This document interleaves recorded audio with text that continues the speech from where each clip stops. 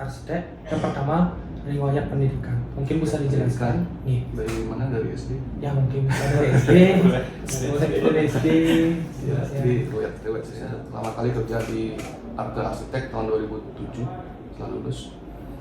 Di sana kerja sekitar 1,5 tahun gitu ya. Desain kan kita bagi ada 3 tahap kalau di saya. Yang pertama kan konsep. Konsep itu nanti ada dari survei awal ke sana, langsung ke lokasi, wawancara sama klien. Kita bikinin denah dan konsep 3D-nya seperti apa. Halo, kami dari kelompok A2 kelompok 1 Universitas Bromodewa, program studi arsitektur mata kuliah metode perancangan arsitektur 2. Baik, pada kesempatan kali ini kami bersama Kasa Studio ingin berwawancara study tour metode perancangan arsitektur 2. Sebelumnya, perkenalkan, saya Imade Gede Daniel Nutra Purnama. Saya Yoyanvi Permana Putra. Saya Merdeka Sawiranta. Dan mungkin Bapak bisa perkenalkan diri lebih lanjut. Saya Adrian Christian Orek atau biasa dipanggil Adrian. Jadi saya di sini prinsipal dari Kasa Studio Bali. Jadi kita itu ada 3 sebenarnya prinsipal. Kita lihat di sini itu, kita bertiga di sini. Jadi saya, Robi sama Angga. Jadi sekarang Angga sama Robi lagi nggak ada di sini. Jadi saya mewakili mereka bertiga untuk Kasa Studio. Jadi di sini saya arsitek, terus Angga arsitek, Robi desainer interior. Jadi kita di Kasa Studio servisnya adalah arsitektur dan interior. Oke. Sebelumnya kami akan memaparkan tema kepada narasumber yaitu Kasa Studio, yaitu komunikasi serta kreativitas arsitektur dengan klien. Mungkin sebelum melangkah lebih jauh, kami akan bertanya-tanya sedikit mengenai latar belakang Bapak sebagai arsitek. Yang pertama, riwayat pendidikan. Mungkin bisa dijelaskan? Nih. Dari mana? Dari SD? Ya mungkin bisa dari SD. Dari SD. Ya, jadi riwayat saya lengkap. TK, SD, semua di Bali sampai SMA. Saya SMA 7. Terus setelah itu saya pindah ke Jogja untuk ke jurusan arsitek ya, di Atmajaya Jogja. Jadi di sana saya belajar selama 5 tahun. Jadi nggak terlalu lama, nggak terlalu cepat juga. Jadi sambil kerja juga sih di sana. Setelah itu lulus ya, saya balik ke Bali lagi, pertama melamar Jakarta dulu. Terus dua lamaran kita kirim dari Jakarta, ada yang ke Bali. Kebetulan di Bali yang keterima duluan. Jadi saya pertama kali kerja di Arte Arsitek tahun 2007 setelah lulus. Di sana kerja sekitar 1,5 tahun gitu. Pindah ke Popodanes Arsitek. Ya, di sana saya agak lama di sana belajar kerja sekaligus belajar. Karena kenapa saya sebut itu karena Pak Popo sangat terbuka dengan stafnya, arsiteknya. Jadi kita dikasih kesempatan yang banyak untuk belajar di sana. Jadi saya udah lumayan lama di sana, 7,5 tahun. 7,5 tahun. Nah, jadi di sana saya ketemu dengan teman-teman saya ini, Robi dan Angga. Sama-sama jadi arsitek juga. Kalau Robi dia interior. Nah kita mulai di sana untuk kompak lah, setelah ada proyek kita ambil di luar gitu kan. Terus kita kerjakan di luar jam kantor tentunya, setelah pulang kerja atau pas weekend kita kerjakan. Lama-lama lumayan berkembang, ya kita melarikan diri untuk keluar, kita bikin sendiri. Itu kita keluar di tahun 2017. Itu udah keluar. Jadi sebelum itu kalau dibilang Kasa sudah mulai terbentuk itu dari tahun 2012 di sini kan. Ya itu udah ada proyek pertama tuh di itu. Berarti membuka studio arsitek Kasa Studio ini udah lumayan cukup lama ya, Pak, yang dari tahun 2012. Ya itu udah embrio lah. Oh. Udah pada waktu itu ya 2017 kita udah keluar semua. Angga dulu di Bensley, dia sempat pindah ke Bensley. Terus kita gabung di keluar semua. Oke, lanjut dari pertanyaan berikutnya. Proyek yang paling sering Bapak ambil yang seperti apa? Yang paling sering yang di Kasa Studio ini seperti bangunan apa? Di sini tuh Mandi Bali ya. Hospitality kan banyak. Iya. Jadi seperti hotel, villa, restoran, rumah tinggal pasti. Nah itulah yang banyak kita ambil. Cuma yang paling banyak dari segi persentase adalah villa sebenarnya. Villa sama restoran itu beda-beda sedikit ya. Jadi sempat kita dari awal tahun 2012-2014 itu rumah tinggal banyak. Terus setelah itu restoran kita banyak. Restoran. Sampai pandemi kan restoran pada tutup tuh. Iya. Nah mulai villa-villa yang masuk itu semua villa-villa karena banyak yang shifting dari villa yang di rental secara per hari atau per hari lah, mulai jangka pendek shifting jadi jangka panjang. Nah itu kita banyak yang mulai invest di sana gitu. Sampai sekarang pun seperti itu gitu. Jadi banyak villa sama restoran yang banyak. Berarti persentasenya kayak jenisnya bangunan yang diambil Casa Studio ini seperti kayak villa gitu, lebih persentasenya lebih tinggi Pak nih. Ya. Oke. Pertanyaan selanjutnya, mungkin biasanya dalam proses pengerjaan proyek itu memerlukan berapa lama untuk merancang sebuah desain bangunan tersebut? Merancang sebuah desain, jadi desain kan kita bagi ada 3 tahap kalau di Casa ya. Yang pertama kan konsep. Ya. Konsep itu nanti ada dari survei awal ke sana, langsung ke lokasi, wawancara sama klien. Kita bikinin denah dan konsep 3D-nya seperti apa. Setelah oke, baru kita sempurnakan lagi sampai jadi skematik deh. Di skematik itu kan ada 3D, ada gambar-gambar denah dan lainnya yang udah ada ukurannya lah. Ya. Sampai potongan lah misalnya, tampak potongan. Itu tahap pertama. Itu tadi pertanyaan proses berapa lama? Berapa lama ya? Nah, jadi kira-kira sih kalau misalnya ilustrasinya satu proyek villa yang ukuran tanahnya mungkin 300 meter persegi atau 400 sampai 500 itu konsepnya 1 bulan bisa selesai sampai 3D dan skematik drawing. Setelah itu kan perlu development drawing. Nah itu lagi paling 1 bulan juga udah selesai itu. Kalau restoran beda lagi, lebih cepat ya. Karena ini kan kaitannya dengan benar-benar orang sewa lokasi.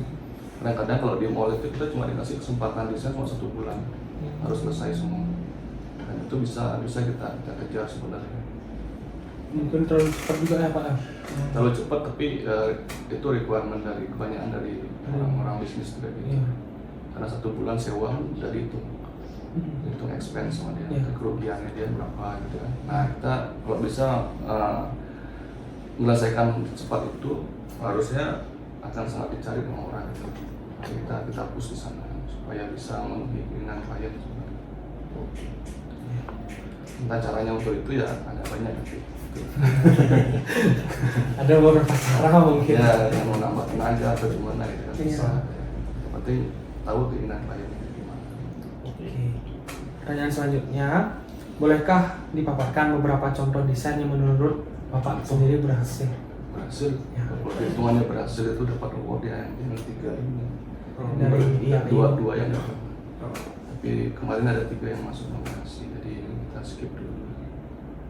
Nah ini salah satunya nih satu project restoran di Canggu, Brown Cafe. Brown Cafe. Brown Cafe. Yang pernah sana? Pernah. Pernah. Pernah. Ya.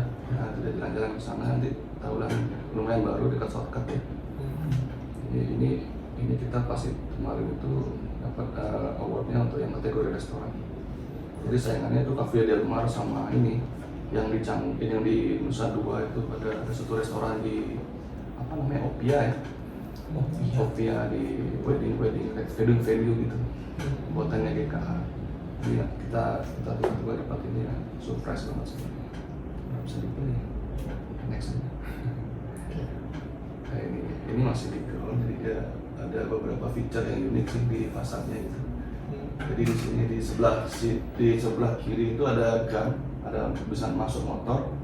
Itu dia bikin jadi tempat untuk pick up, jadi coffee to go, jadi bisa pesan di sana, bisa order dan pesan di sana, jadi tinggal ambil aja di sana. Sejenis drive-thru ya? Ya ke drive thru. Oh. Ini kan perkembangan pas pandemik juga nih, Iya. ada jadi banyak yang drive thru kayak gitu ya. Oh, iya. Bisa deh. Ya, ini lokasinya kalau tahu shortcut Canggu yang sering masuk berita gitu. Yang sering macet. Ada mobil kembali. Mobil kembali. Itu sibuk banget emang sebenarnya nih di pojokan itu di strategis banget. Jadi perpotongannya itu ramai banget sih. Ya ini beberapa studi kalau kita ngerancang kan harus perhatikan ini ya lingkungan ya. Ya. Ada matahari, ada angin, ada sekelilingnya gimana gitu kita pertimbangkan. walaupun dia itu suatu bangunan komersil yang bentuknya sebenarnya rangka itu rangka ruko. Jadi udah ada rangkanya. Udah ada rangka, berarti udah desain. Ya kita ngisi, kita bisa seperti apa. Ya jadi seperti ini. Jadi ada ruangan outdoor, itu ada indoor.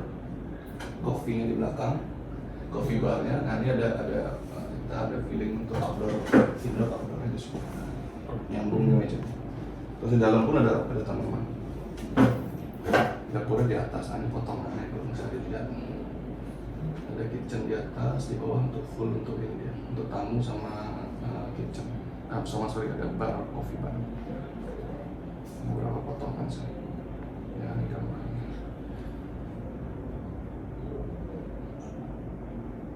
Nah, fotonya sih. Nah ini material yang kita pakai.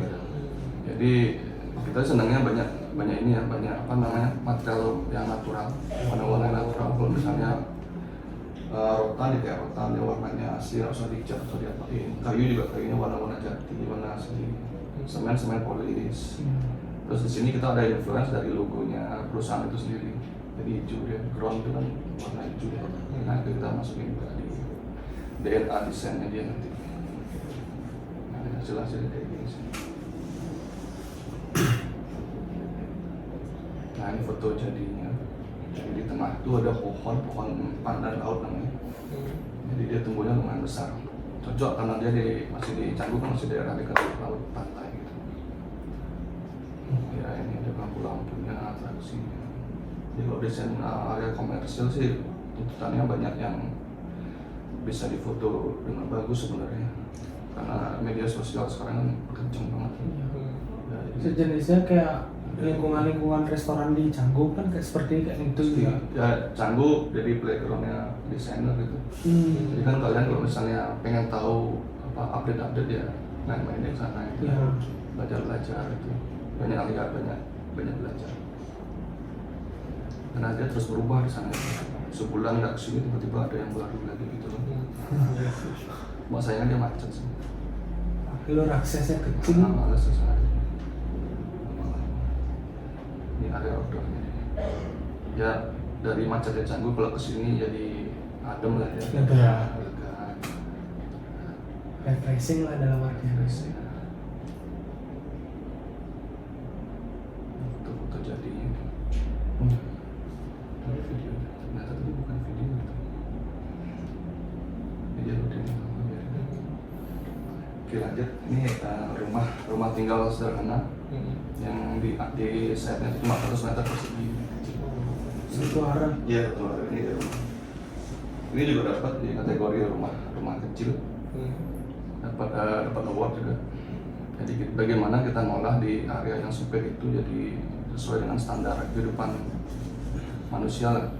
Jangan tidak manusiawi, karena kadang-kadang saya temukan juga banyak di sini kok kita membangun tanpa langsung percayakan ke kontraktor atau tukang itu, jadinya kurang bagus. Maksudnya baru buka pintu udah gelap semua, terus udaranya mati gitu. Pernah ngerasa kayak gitu? Pernah sih. Nah, jadi ada beberapa orang itu yang memang dia punya uang, bisa dia membangun cuma salah gitu. Nah itu gimana kita edukasi supaya bisa dengan modal yang ada itu bisa jadi bagus bangunannya. Nah, itu tugasnya arsitek sebenarnya. Cuma sekarang itu kesannya arsitek itu masih mahal.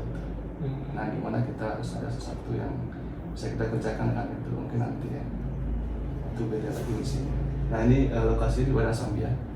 Jadi daerah pemukiman memang agak padat. Di sana tanahnya memang kecil. Bang dan pasar kan kalau misalnya dari tanah, ini pasangan muda ya. Jadi dia dari tanah mungkin satu hari masih cukup. Karena dia cuma berdua dengan mungkin nanti akan ada satu anak gitu kan. Ya, itu masih cukup. Jadi nggak apa-apa tinggal di daerah seperti ini. Jadi ini beberapa analisa seperti biasa, arah matahari dari mana, lebarnya jalan berapa, ada sepadan juga kaitannya, surroundingnya gimana, view ke depan gimana, ke belakang, view dari rumah orang gimana ke rumah kita gitu. Itu harus kita lihat ya. Ini ada wind orientation ya, ini boleh untuk aliran udara. Jadi di sini walaupun dia rumah kecil, tapi kita punya taman di belakang yang bisa memasukkan cahaya dan udara gitu. Jadi pengaturannya seperti ini. Jadi ada 2 bedroom di atas, di bawah living sama dining.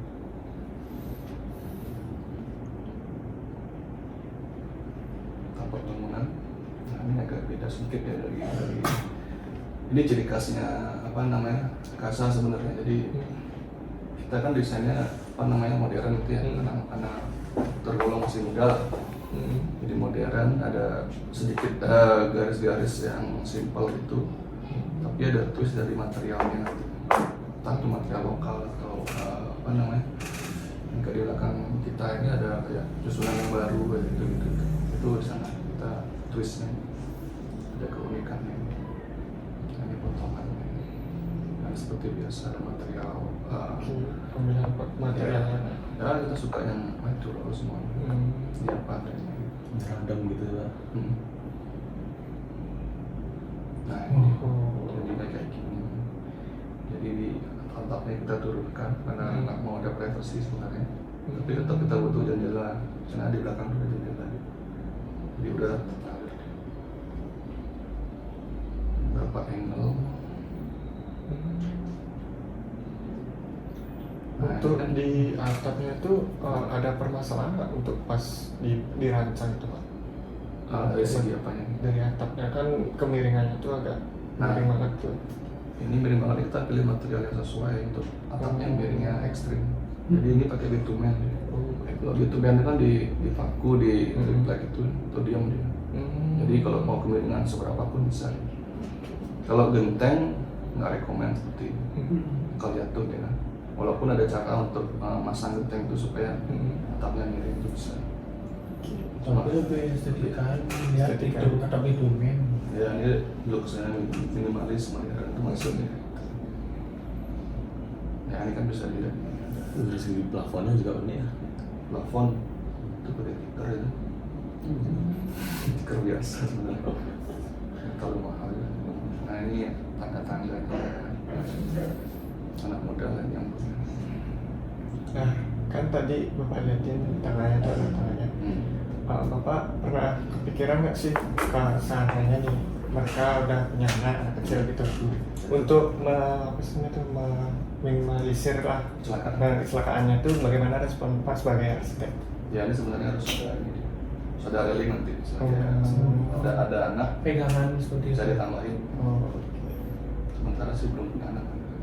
Berarti dari kliennya juga nggak ada minta anak tengahnya tuh si ini kayak pegangan gitu ya? Enggak.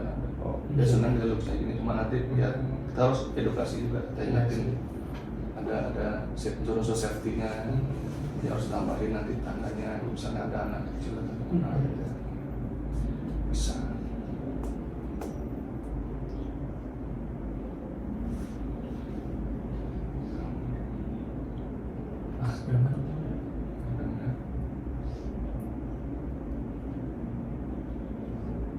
Ini saya bilang apa namanya? Walaupun kita tanahnya cuma satu arah kecil itu bisa. Kalau kita ngaturnya benar ya bisa. Biaya bangun ini sama biaya bangun di rumah sebelah, maka rumah sebelah lebih mahal. Iya. Kelihatannya dari sini sih lebih mahal, tapi estetikanya seperti itu. Iya. Ya itu tugasnya arsitek. Makanya jangan takut kita kalah sama tukang. Kan punya nilai plus sendiri. Iya sih. Nah ini kemarin Bandung ini tingkatnya lebih besar lagi dari yang kemarin. Yang 100 meter itu 300 meter. Cuma saya yang dapat juara dua. Kalah sama suaminya. Dekat Bandung. Nah ini yang di perumahan juga. Udah dari daerah dekat Bandung. Ya ini sudah agak pada permainan ini sih naik turunnya. Karena saya bikin service area pada di bawah semua. Jadi bangunan living sama dining sama kamar itu untuk living itu kita agak naik sekitar 3 meter di atas tanah. Jadi rapi di atas itu nggak ada area servisnya. Di sini cuma ada dapur kotor aja, dapur bersih aja. Dapur kotornya di bawah dari tangga itu turun bisa. Jadi dia secara denasi ini 3 lantai sebenarnya. Cuma dia ada seperti satu lantai yang cuma plafonnya cuma 2,7 dia di bawah. Garase sama area kamar pembantu, servis itu udah proper semua, udah cukup ruangannya. Jadi di atas itu udah ngeliat ngeliat lagi yang kotor-kotor. Di lantai 2 3 kamar, terus ada media room, ya kita ada juga ruang untuk ini, untuk taman-taman, poket-poket apa di kiri dan kanan supaya tetap udara sama cahaya itu bisa enak ya. Karena ini juga di sini ada kaitan sama feng shui sih. Prinsip utamanya feng shui itu kan pada dasarnya aliran energi ya. Dalam rumah tuh dia harus mengalir. Jadi itu yang membuat suasana yang macam-macam jadi sehat, jadi orang jadi enak tinggal di rumah, nyaman. Ternyata energi itu adalah udara sama cahaya dan yang lainnya gitu.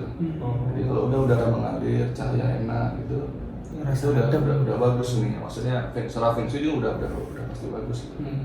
Jadi sebenarnya dari beberapa hal di feng shui yang bisa kita pelajari sama-sama di kuliah atau apa itu kita berhubungan gitu. Jadi ada masuk akal juga. Kita nggak bilang feng shui berbeda dari arsitektur itu enggak. Bahasanya mungkin beda mereka. Nah, kita secara prinsip sudah kita pelajari semua di kuliah. Cuma beda bahasa aja sama sih. Ya, itu kan ada dia harus naga, dia harus macan. Karena ngerti ya gitu. Nah ini materialnya dia ada yang seperti ini di kayu ya kayak kayu, bata ya kayak bata, batu kali kayak batu kali. Nggak usah dicek. Dan ini studi masanya seperti ini. Jadi memang ada permainan masa, dia ada tinggi rendahnya di sana. Dan juga di sini tetapnya kenapa runcing itu karena permintaan dari feng shui. Jadi setelah dianalisa yang punya rumah itu unsurnya api. Kalau api itu simbolnya segitiga. Nah ini gimana cara mewujudkan segitiga itu ke dalam bangunan. Jadi ini atapnya dominan sebenarnya segitiga. Dan waktu pembangunan saya ada ubah sedikit supaya lebih runcing. Itu bisa lihat di fotonya. Ternyata efeknya jadi lebih runcing. Lebih maju ke depan gitu kan. Jadi penanda ini kan jalan itu nih. Iya. Jadi penanda lingkungan ini tadi. Dan ini malam.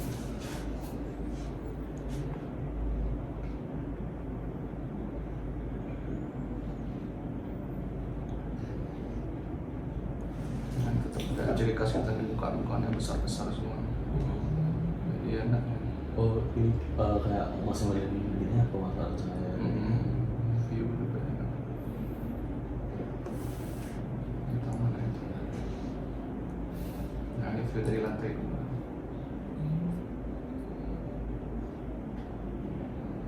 Berapa view? Ada beberapa detail-detailnya.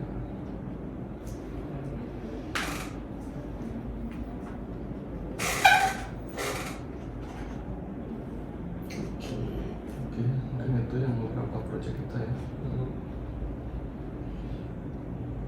Slide ada.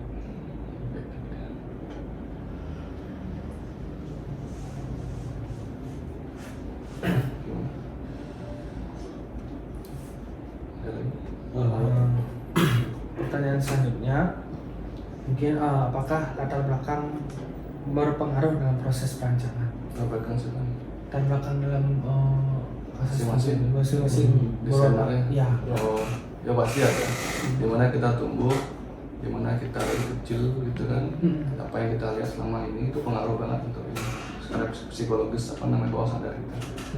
Beruntung saya lahir di Bali juga, dan teman-teman mungkin hobinya dari Lombok. Jadi kita udah proporsi maupun karya-karya seni yang di Bali itu udah familiar, dan itu sebenarnya jadi senjata kita sebagai desainer. Jadi rata-rata sih teman-teman yang dari Bali itu kalau dulu kita kuliah di Jogja itu ya udah enak proporsi bangunannya atau apa yang digambar-gambar itu. Nah kita udah biasa lihat dari kecil di sini gitu. Dan juga latar belakang macam-macam itu, dari budaya juga bisa. Jadi itu misalnya kita ngomongin mungkin dari tempat lain, dari Jakarta atau apa, teman-teman yang udah lama di Jakarta mungkin beda nanti ininya cara perancangan dari kita yang ada di Bali gitu. Di sana mereka sudah biasa dengan modernitasnya seperti apa, bahan-bahan material lebih lengkap mungkin di sana. Nah itu mereka bisa lebih lebih tahu lah apa yang biasa dipakai, apa yang biasa setidaknya tahu yang biasa dia lihat sehari-hari. Nah itu makanya tempat kita tumbuh sama tempat kita belajar itu sangat pengaruh dan akan dibentuk pada saat kita kuliah sebenarnya. Dosennya kah, lingkungan teman-teman kita kah gitu.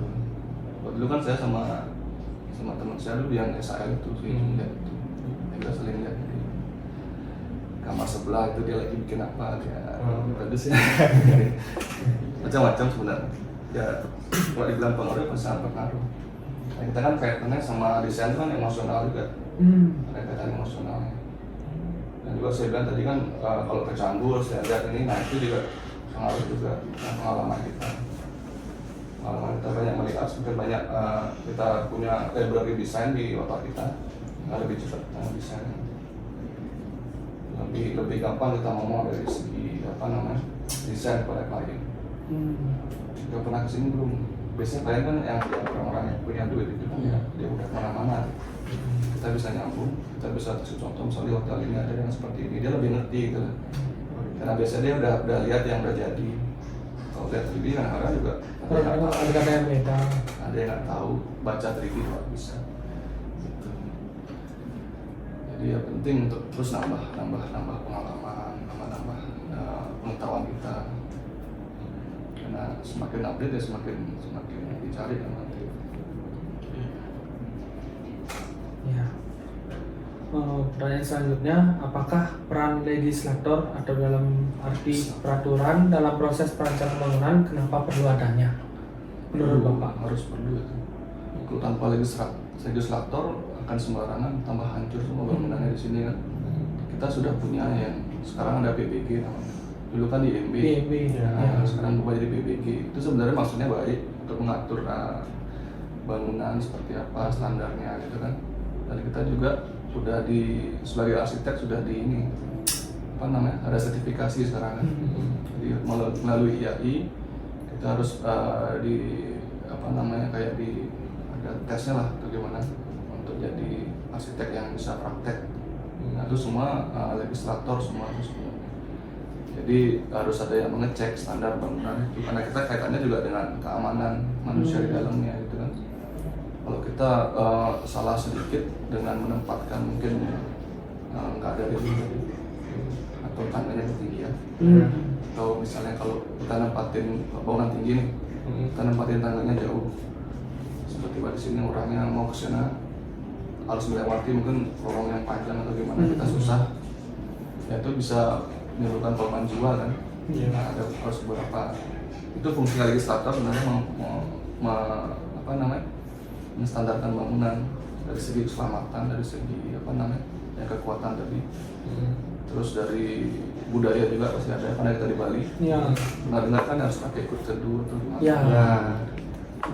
Untuk menjaga budaya juga itu perlu sih. Nanti untuk selanjutnya bagaimana kita menyikapi itu dalam desain kita.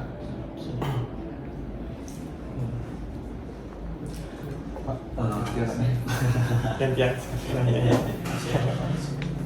Pak, gimana sih cara Bapak langkah-langkah buat mau ngamamin klien itu? Tentang apa yang seperti ini.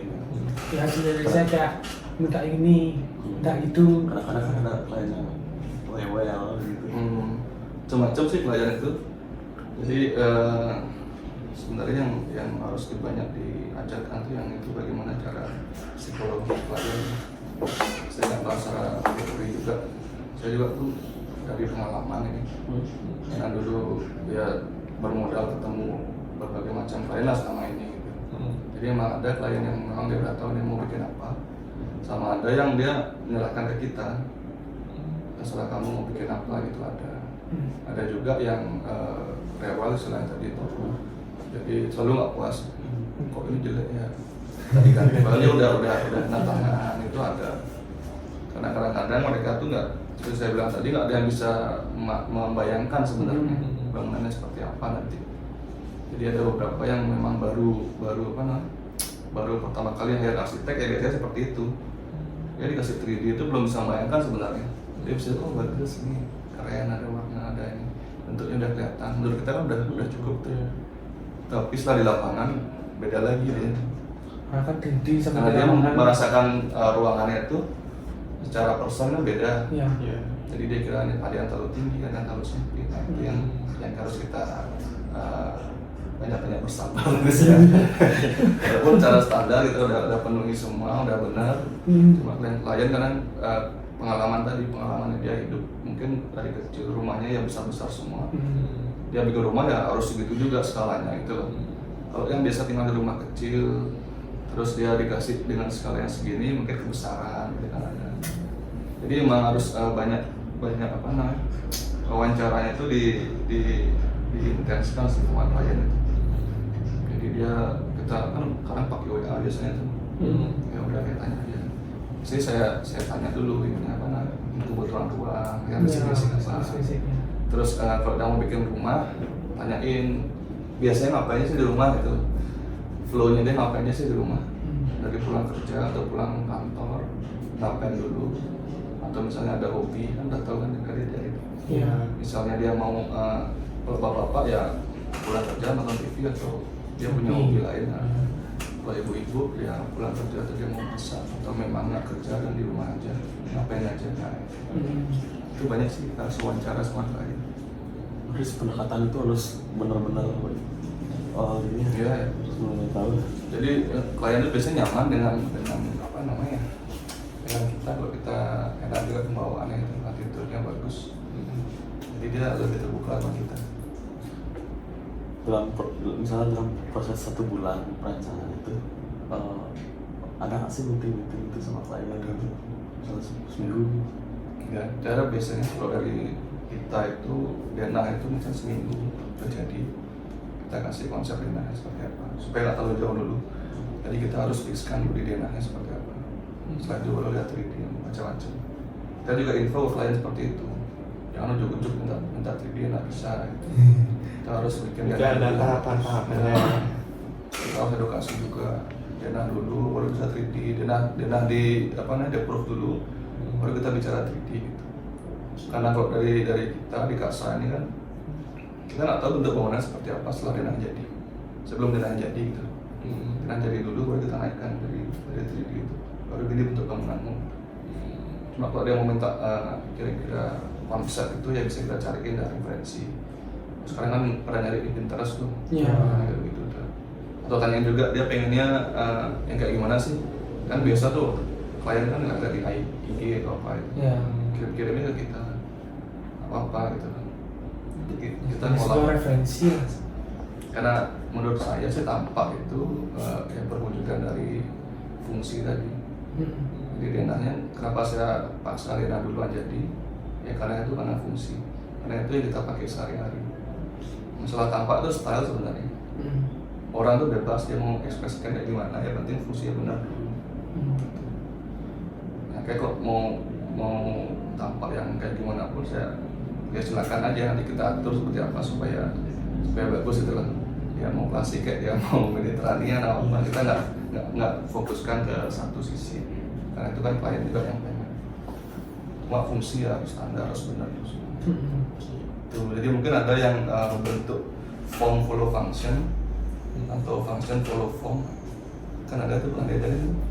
Belum baru pertama kali ini dengar bahasanya itu. Form follow function, jadi bentuk itu mengikuti fungsi tadi. Fungsi itu yang diwadahi sama arsitektur itu bangunannya. Kalau function follow form, bentuk dulu jadi, nanti yang manusianya ngikutin apa yang terjadi di sana. Jadi bentuknya keren, kerennya. Iya. Manusianya agak gini-gini, agak pendek, itu kan ya, bisa aja gitu. Ruangannya segitiga, terserah. Ada yang gitu. Nggak ada yang salah sebenarnya. Gantung yang mana yang bisa diterima sama orang. Ujung-ujungnya kan itu. Begitu. Ada gini aja. Agak sedikit. Pasti ada yang suka nyari bentuk dulu. Saya tahu karena saya dulu kayak gitu. Banyak kok di teman-teman kampus Iya. itu dari bentuk dulu. Baru bisa 3D itu udahlah, gue pengen yang keren kayak di IG gitu kan, kayak Alexis Dornier misalnya.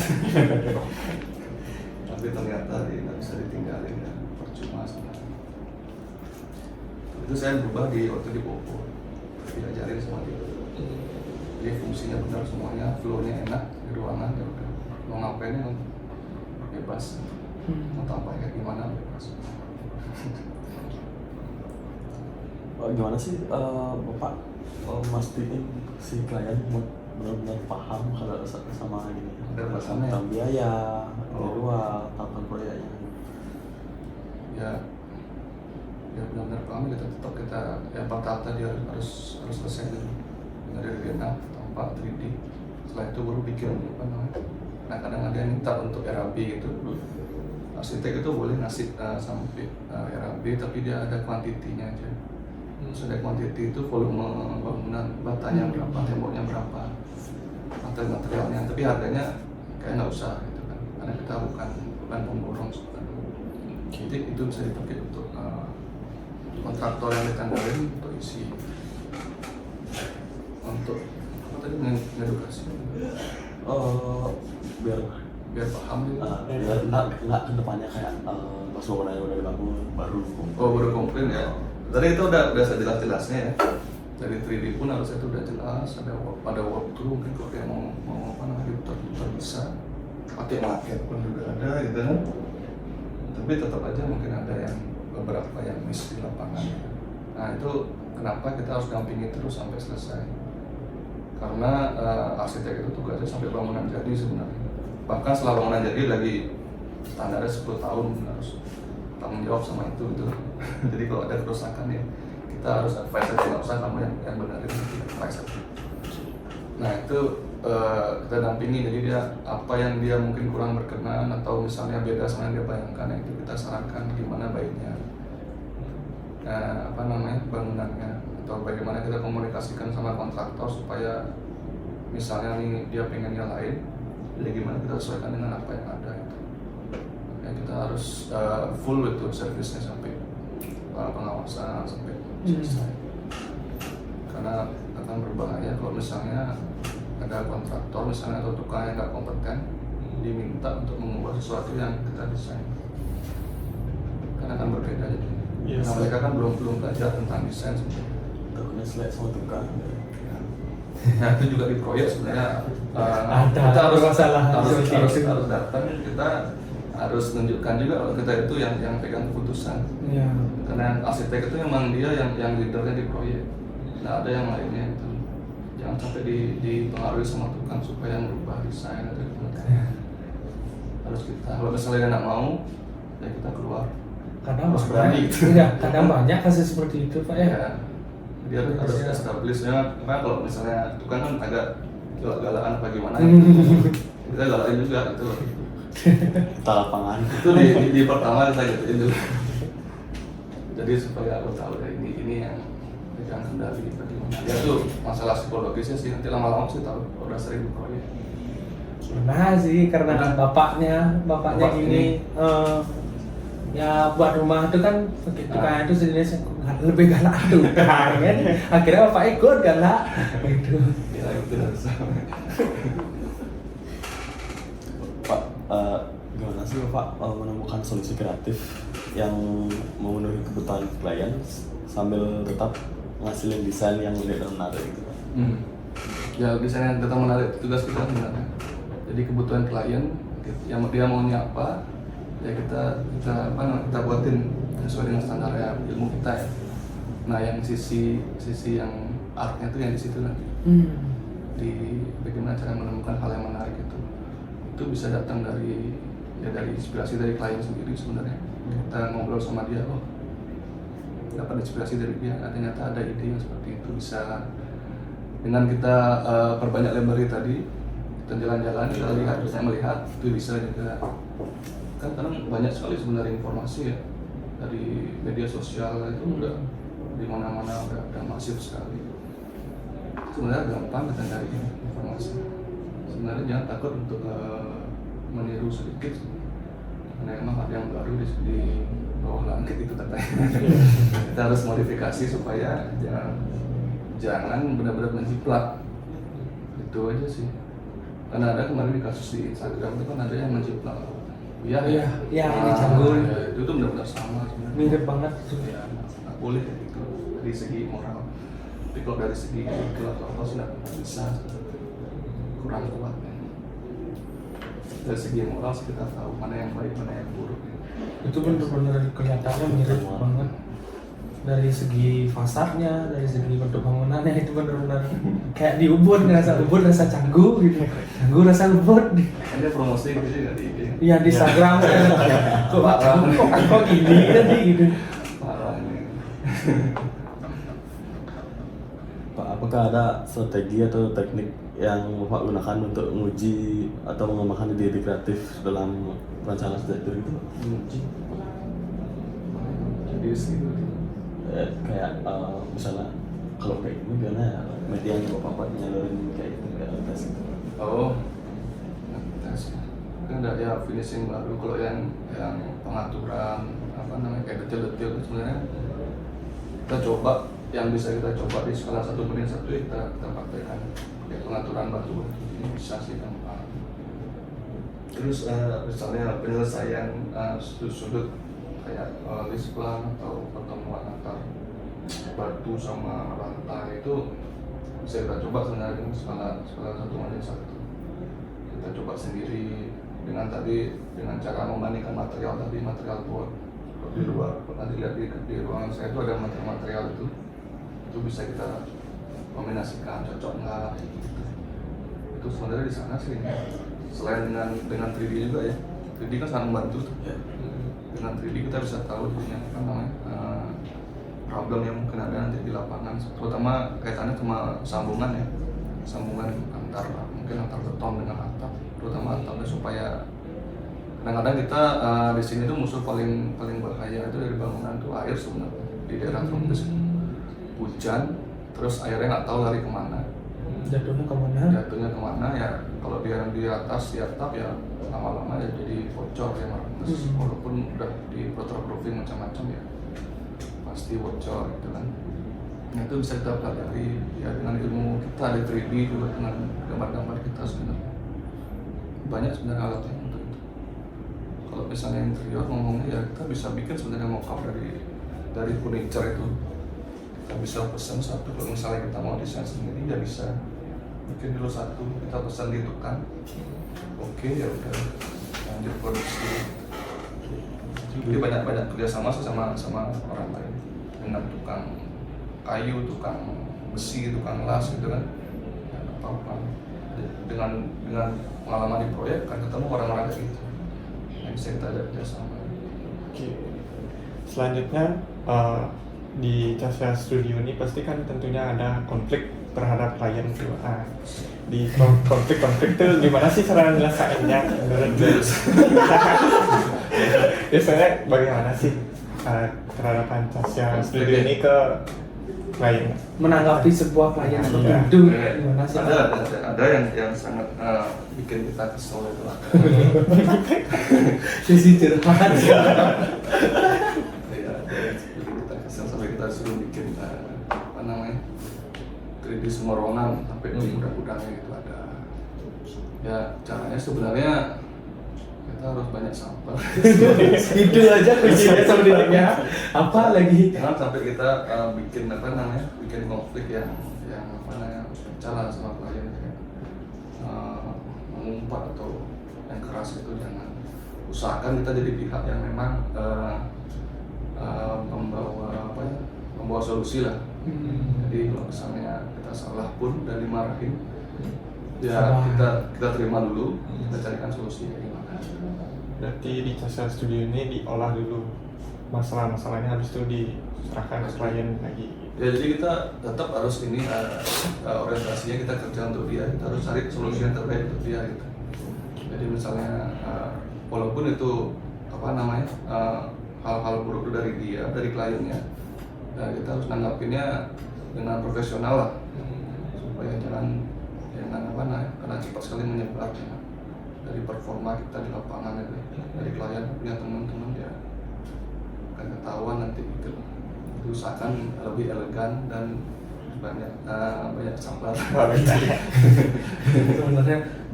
Sebenarnya sabar aja kuncinya. Aduh. Dia udah pergi dari proyek lempar bertanya. Kalau nggak ada undang-undang visum mungkin kayak gitu sih Pak. Jangan jadi lempar ke mana. Oke, pertanyaan selanjutnya Pak ya. Susah atau sabar. Deadline ini belum selesai. Mas kebiasa. Oke, pertanyaan selanjutnya, mungkin ada metode atau pendekatan yang khusus digunakan untuk pembuatan sebuah bangunan itu dari Casa Studio. Mungkin ada Metode? Ya, metode atau pendekatan. Pendekatannya dari selain wawancara tadi ya, kita kan harus tahu tuh jadi keinginannya klien seperti apa. Terus kita harus bisa apa namanya, bikin supaya itu sesuai dengan standar kita, standar dari regulasi dari macam-macam, dari segala hal. Sebenarnya itu sih dari sana baru kita bikin untuk supaya bagus ini flow-nya dalam ruangan. Jadi semua enak, berfungsi dengan baik. Misalnya kasusnya rumah ya dia bisa jadi tempat tinggal yang baik untuk ininya, untuk penghuninya. Kalau misalnya dia komersil kayak restoran, flow-nya dia baik. Jadi dari mana tamu datang, dari mana masakan keluar, terus dari misalnya ada yang kirim makanan itu dari mana, terus karyawannya seperti apa, kita atur semua flow-nya. Pendekatannya banyak sih dan itu banyak melibatkan juga expert sebenarnya dari bidang lain selain dari kita sendiri. Kalau rumah tinggal mungkin bisa kita dengan klien. Kalau dengan bangunan komersil misalnya restoran, ya kita harus punya atau klien harus hire ini kayak kitchen konsultan atau restoran konsultan supaya kita bisa tahu produk apa yang mau dijual di sana, target marketnya apa gitu kan, perlu dapur sebesar apa, mejanya seberapa besar untuk piring-piringnya, hidangannya kayak gimana gitu. Kita perlu kolaborasi juga dengan orang lain kayak di bangunan pun dengan orang struktur misalnya, dengan orang MP gitu. Mereka pun dari requirement sendiri-sendiri, nah itu bagaimana? Itu yang membantu untuk mewujudkan desain itu nanti. Jadi menurut saya sih metode itu dari kolaborasi itu ya, dari banyak hal yang bisa kita ramu sebagai karya arsitektur itu. Dan di sana arsiteknya yang harus memimpin itu. Pertanyaan selanjutnya nih, bagaimana Bapak memastikan klien paham tentang apa itu jadwal pembuatan rumah, suatu bangunan, RAB, ya sini situ, dan tahapan proyek, bagaimana sih? Jelasin. Kita info sebenarnya untuk di awal itu ada timeline-nya itu. Di kontrak pun kita tawarkan itu udah ada timeline-nya. Jadi tahap konsep berapa bulan, tahap desain development berapa bulan, gambar kerja misalnya berapa bulan, terus ada tahap supervisi nanti di lapangan. Itu ada untuk misalnya 8 bulan project ada berapa kali, tiap berapa minggu, itu ada sih. Dan kalau misalnya mereka, ya itu kan penjelasan di kanal sudah jelas, tanggal udah ada semua. Tinggal bagaimana kita menyesuaikan itu dengan ini nanti naik turunnya project, karena tidak selalu lancar itu deh. Kan ada mungkin yang materialnya habis, kita harus tunda dulu, atau kliennya mungkin kehabisan dana atau gimana ya tunda dulu. Ada problem lain macam-macam. Secara standar sih kita infokan di awal, dari proposal awal sudah ada timeline. Menyesuaikan nanti keperluan klien seperti apa. Misalnya dia mau buka pas akhir tahun ya kita sesuaikan supaya tamu bisa gitu kan. Kita terus komunikasi sih sebenarnya. Dari tadi 3 karya yang Bapak paparkan itu, yang mana sih paling berskala besar di Casa Studio? Paling skala besar Ya, dari 3 yang paling besar itu yang dekat Bandung sebenarnya. Rumah tinggal. Ya sebenarnya yang paling besar ada lagi di Pecatu Labuan Saya itu yang ada di Koper gitu. Tapi di sana tanahnya sih 30 are ya. Tapi dia villa ada 10 bedroom itu. Terus di tengah itu dia bisa mendarat helikopter. Itu yang paling besar sebenarnya yang baru selesai. Ada satu lagi yang sekitar 30 are juga di Padang-Padang, itu hotel apa namanya? Itu Melati sebenarnya, cuma dia fasilitasnya udah kayak bintang 3 gitu. Jadi bisa dipakai untuk bisa di-upgrade ke bintang 3 nanti. Itu salah satu proyek pertama kita sebenarnya. Tahun 2014 selesai. Masih beroperasi sampai sekarang. Bisa dilihat tuh si Padang-Padang Inn namanya. Padang-Padang Inn. Hotel Padang Kedang. Tahu? Ini. Pernah? Pernah. Karena orang lokal punya orang sana. Dana keluarga, pinjam di desa. Dulu nggak gitu bentuknya. Dia kayak kotes-kotes kayak hotel-hotel lama itu lah. Ada dia bikin satu bangunan di belakang. Misalnya, maksudnya dia nggak kontak arsitek, dia langsung bikin sendiri. Kamarnya gede, AC-nya boros, terus kelihatan kayak tinggal di rumah, maksudnya view-nya nggak dimaksimalin gitu. Jadi jendelanya kecil-kecil. Itu udah peran arsitek sebenarnya. Setelah itu baru dia yang berikutnya ini dia sewa arsitek ya sampai sekarang ya. Tentu kita juga benar, maksudnya kita ngerancangnya berdasarkan pengalaman kita di Popo waktu itu. Kan banyak handle proyek-proyek kayak gitu, hotel-hotel gitu. Jadi tanpa operator pun kita bisa untuk merancang. Karena sebenarnya kalau merancang hotel itu perlu operator. Jadi operator itu pihak yang akan mengelola hotelnya. Jadi dia punya standar untuk hotel kayak kamarnya harus berapa, besarnya berapa, harus ada fasilitas apa aja gitu. Jadi mereka ngasih itu semuanya, dan kita nanti desain. Itu yang paling besar kalau ditanya itu paling besar. Mungkin terakhir pertanyaannya Pak. Terakhir pertanyaannya, saat COVID melanda, adakah perubahan dari desain atau cara merancang dari Casa Studio tersebut? Jenisnya pada saat COVID itu ada nggak perubahan desain? Jenisnya perubahan desain, cara merancang dari Casa Studio ini? Kalau dari semenjak COVID itu ya, pas COVID itu sebenarnya ini nggak ada proyek begitu. Cuma ada sepi. Cuma ada beberapa yang kita mulai memikirkan untuk desain terutama untuk restoran ya. Nah, waktu itu restoran sudah pada down semua. Ada beberapa yang kita coba untuk aplikasi di beberapa proyek yang baru. Seperti misalnya presentase dari outdoor area itu sekarang tuh lebih besar daripada di indoornya, cenderung lebih ke sana gitu loh. Jadi walaupun akan ada pandemi lanjutan, itu masih bisa dipakai dari outdoor. Terus yang kedua, kalau dari segi jarak itu maksudnya dari dimensi masing-masing space itu sepertinya udah, dulu kita berpikirnya dia harus punya space yang besar ya. Cuma secara komersial itu berat sebenarnya.